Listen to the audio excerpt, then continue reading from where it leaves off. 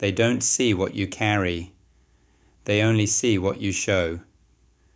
Behind the steady eyes and calm face is a war most can't imagine.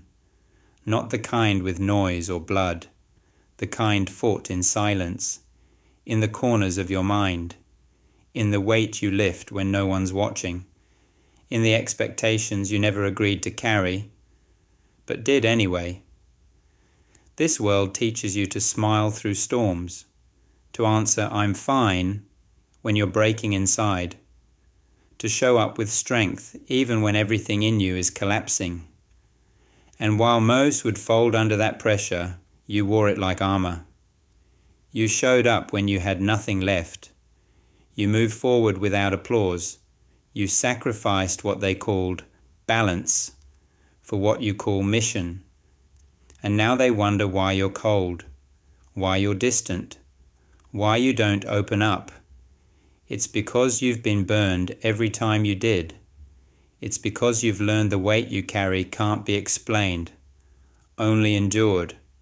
No one saw the nights you didn't sleep, the mornings you woke up numb, the days you kept going, even when your mind was screaming to quit. They don't know how many versions of yourself you've buried just to survive, but you do. You've tracked every scar, you've memorized every fall, and you've kept receipts, not for revenge, for reminder. You carry more than most will ever understand, and you don't brag about it, because real strength doesn't speak. It carries, quietly, consistently, without asking for help. And when they finally notice your presence, they'll think it came overnight. But we both know your presence is paid for, with pain, with patience, with pressure that could have crushed you, but didn't. The pain didn't ask. It arrived. It broke down the door, sat in the silence, and stayed longer than anyone else in your life.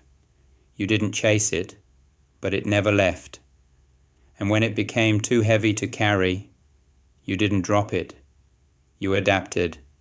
That's where your strength was built. Not in gyms or books or speeches. In the moments you had nothing to say and everything to endure. You were forged in the middle of emotional warfare, fighting battles that didn't have names. And when people asked why you looked tired, you just smiled. How do you explain surviving thoughts that almost became actions? How do you explain waking up and still showing up when the only thing heavier than your eyelids was your soul? You didn't post about the struggle. You didn't make a spectacle of your scars. You used them as a strategy. You didn't let the pain define you. You refined yourself through it. Every crack in your armor became ventilation. Every tremble in your voice became tension repurposed. And now, you don't seek strength. You are strength. You're the proof that suffering doesn't just break people. It builds the few who stay standing. They can keep their soft comforts. You've built your spine through sacrifice. And the next time life hits, you'll welcome it. Not because you like pain, but because pain respects you now. It knows you don't fold. You forge. You don't need an audience. You don't need applause. And you sure as hell don't need permission. Because at this stage, you're not performing, you're building. The world taught you that visibility is value, that if they can't see it, it must not exist. But you've proven that the strongest growth happens in the dark. That purpose doesn't require a spotlight, it requires structure.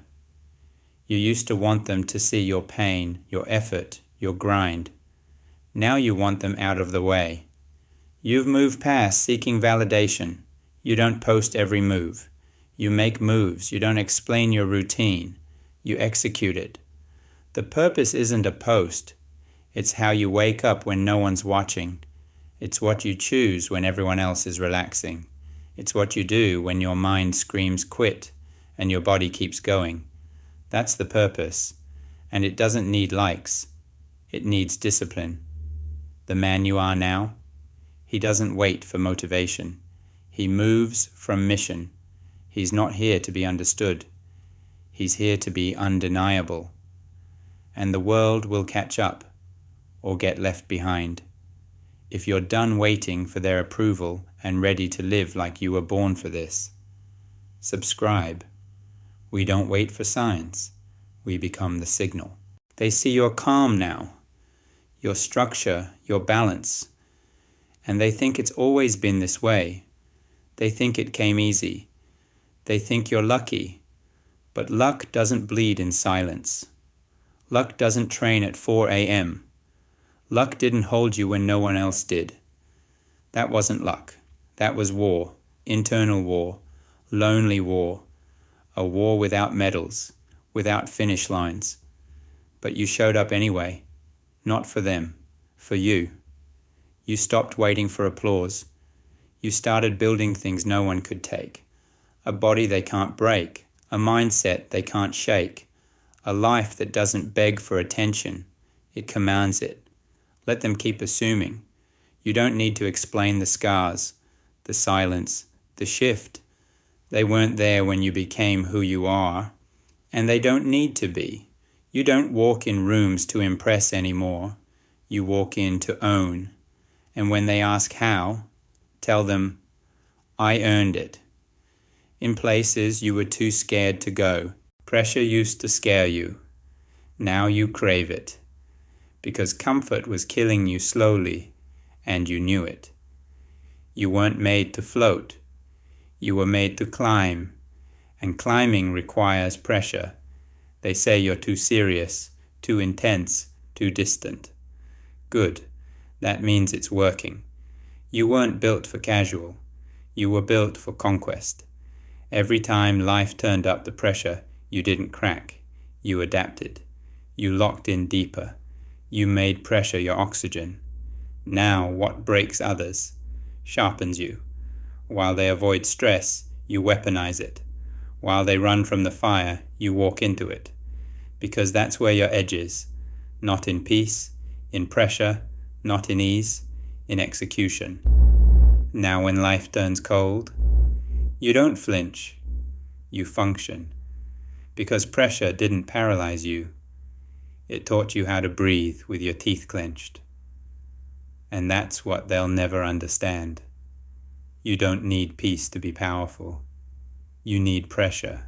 You didn't survive to stay silent. You didn't suffer to stay soft. You were forged.